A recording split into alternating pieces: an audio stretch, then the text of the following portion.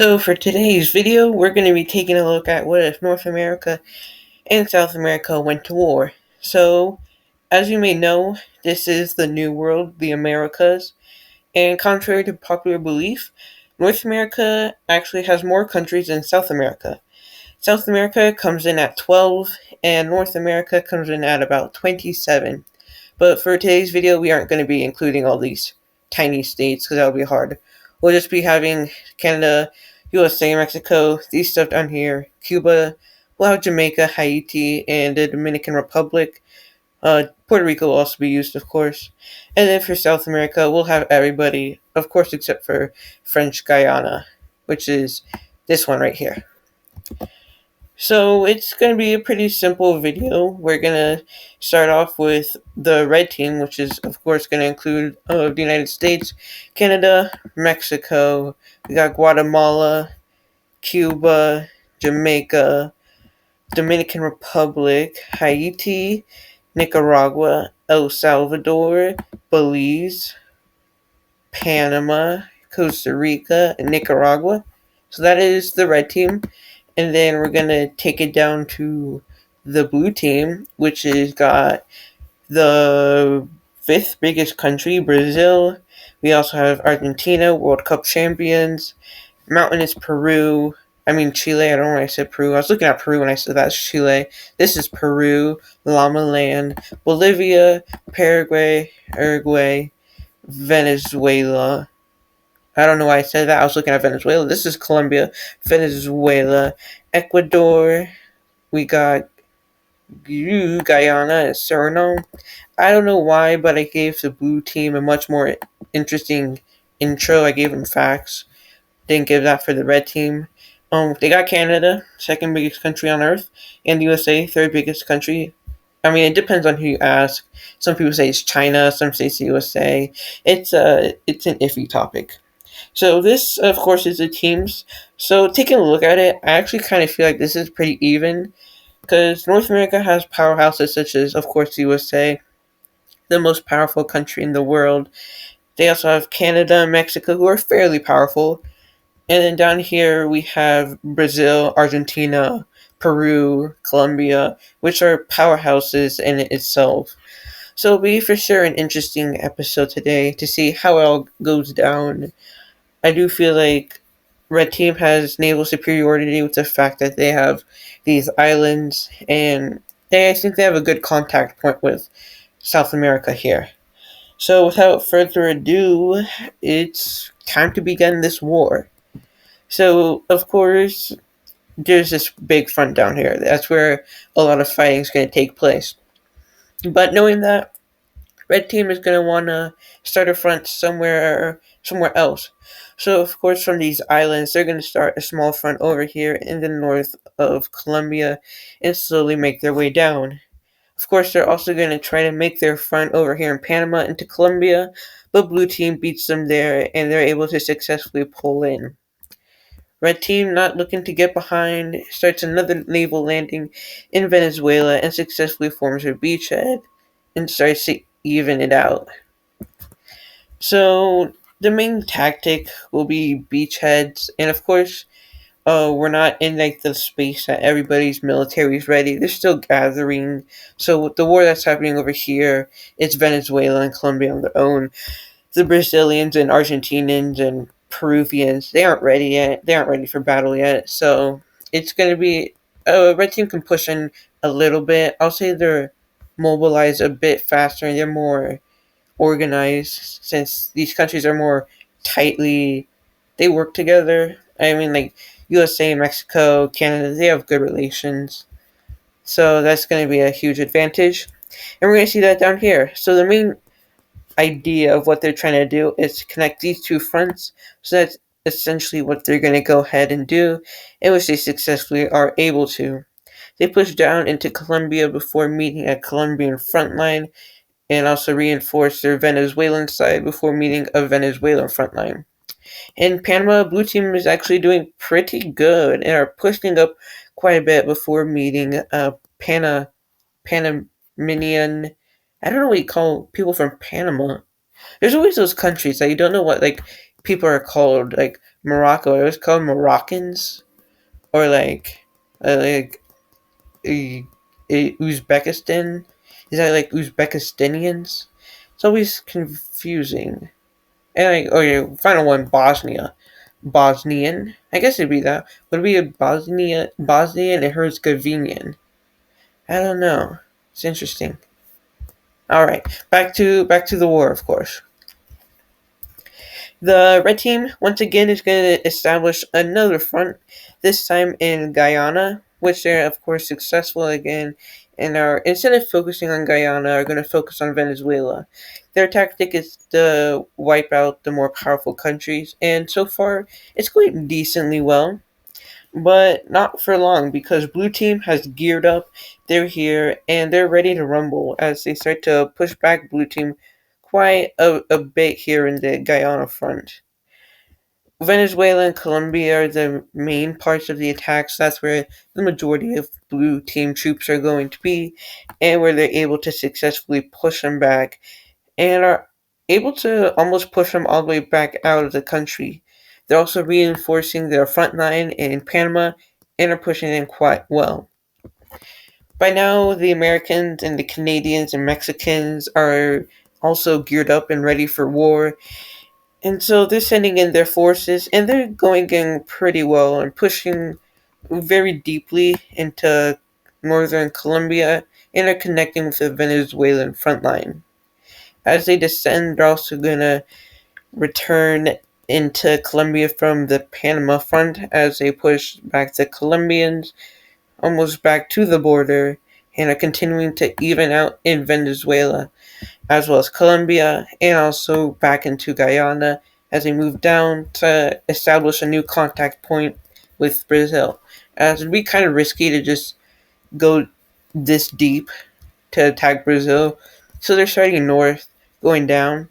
They're also going to start another front line in Venezuela.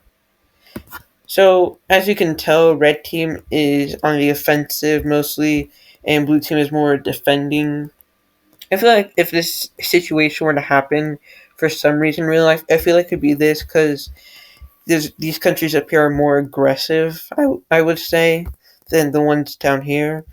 So that's how I would think this would play out. And so that's what we're going to see here in Venezuela as the red team front line is going to continue to just bulk up and take a fair amount of land. Once again, there's another front line in Ecuador, which is going to be key to surround Venezuela.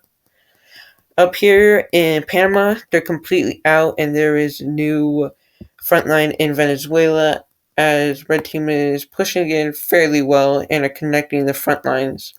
This is quickly spelling out doom, but never to fear because Blue Team here is sending more of their troops up here to fight rather than to defend their homeland, and it's a pretty good move, allowing them to push out quite a fair amount of Red Team in both Colombia and Venezuela, but not as successfully in eastern Venezuela and northern Guyana, as this is more reinforced from the Red Team. Speaking of Red Team, of course, they're going to start to spread out over here in Guyana and are pushing down through the fairly weak country and are doing pretty well. They're now bordering Brazil and are essentially just going to be able to successfully take over this country and are going to start their invasion of the most powerful country in South America, which of course is going to be hard because of jungle and of course of the military strength. So they're going to stick to going around the coast. So as they're coming down, they're going to curve right and going to take out Suriname on their way, which they're able to do pretty well. As they start their move to the coast, going around French Guiana, because that's French. It actually makes France's longest border, not with any of these countries, but rather with Brazil. Pretty interesting. Back over here in the north of South America, it's interesting. Red Team is once again on the offensive, pushing deep into Colombia and are in sights of Bogota, Colombia's capital, and are able to capture it and are doing some pretty good military maneuvers at capturing land. The front line in Venezuela, too, is going fairly well as they're evening out and pushing in. Venezuela is in an unstable is pretty unstable nowadays with a collapsing economy, and so war isn't going to do that well for it, and the people are probably not going to like it that much. So, Red Team is going to be able to push quite a ways into the country, taking over the capital, and eventually having the whole country collapse, as well as Colombia. Things are looking pretty good for Red Team. Captured 4 countries, moving on to Ecuador, Brazil, and Peru. But Blue Team has something which is called Jungles and Mountains, which is going to slow the Red Team down quite a fair amount. So here we go. Ecuador is invaded from the coast and is curved down. And so now essentially the plan for the blue team is to defend their own homeland rather than to go out and try to take land back from the red team. And it is not going to defend Ecuador. So this new act is going to take him to place with Peru and Brazil. So we see red team troops descend into Peru. They're able to push in a little bit, but are eventually halted. They open another front line over here in the west, moving down ever so slightly, but are once again halted. The Brazilian front is going a little bit better, where we see the majority of the red team's power, as most of their focus is over here, and they continuously, just slowly push down. The blue team is reinforcing their lines even more, which is allowing them to halt the red team and also push them back a little bit, eventually leading to a stalemate over here.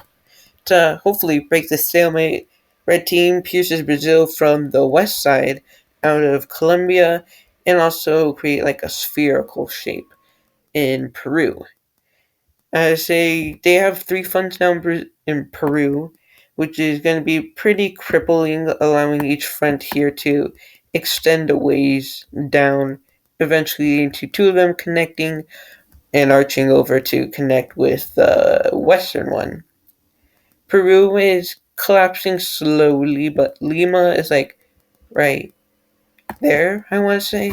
I think so. So they've got some hope left. But eventually, of course, red team is going to be halted, reaching another stalemate. Red team from over here decides to land a team in Brazil, which is pretty successfully able to catch the Brazilians off guard, allowing them to take land and break the stalemate to permit more red team troops to come in and connect here. The war isn't going too well for Brazil. Pretty successful for the red team, but of course there are going to be many casualties as red team is continuing to push further into Brazilian land, and the Brazilians are getting more and more desperate. Thankfully for them, though, Brasilia, the capital, is like right there, so there's still there's all of that. They have to go all the way down. That's a lot of land to cover. Over here in Peru, we see the front line just coming out into 2 main prongs. Of course, there's the eastern one, and then there's the western one, which are, of course, aimed at encircling this area, but also capturing and just making a dart to Lima. They approach down and widen out, respectively, to eventually encircle this massive portion of Peru and Peruvian troops, allowing them to successfully capture, which is weakening Peru ever so slightly even more as they continue to make their way down, eventually capturing Lima and crippling the entire country into surrender. Now, there's 2 ways Red Team can go about. Let me get rid of this real quick. There we go. Red Team hasn't captured Brasilia yet. So, of course, they can go through Chile, which has mountains and death, or they could go through Bolivia, which has a navy despite not having ocean access. So I'm sure you can guess what they choose. They choose Chile, of course. They're going down. I'm just kidding. No, nobody would ever do that. They're going through Bolivia, which is less mountainous, allowing them to go for a better invasion, which is pretty successful. Now, of course, they have Brazil surrounded here, but this is the Amazon, so they're not going through that. Speaking of Brazil, the coastal front continues to extend downwards and westward and easternward. As another naval landing takes place down here, I don't know what city this is, but it's good for the red team as they're able to connect over here to another front line. So essentially, what the red team is doing is evening out the troops, which isn't a too good of a strategy, which is allowing Brazil to actually make a key move of slicing them in half and just taking out quite a bit of them. So now we have two main teams here, which are going to begin to operate on their own.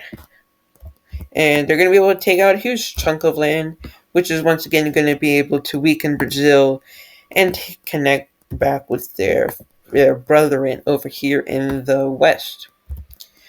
Bolivia is having quite a bit of trouble as Red Team is just pushing in. I believe the capital is La Paz or something. I don't know.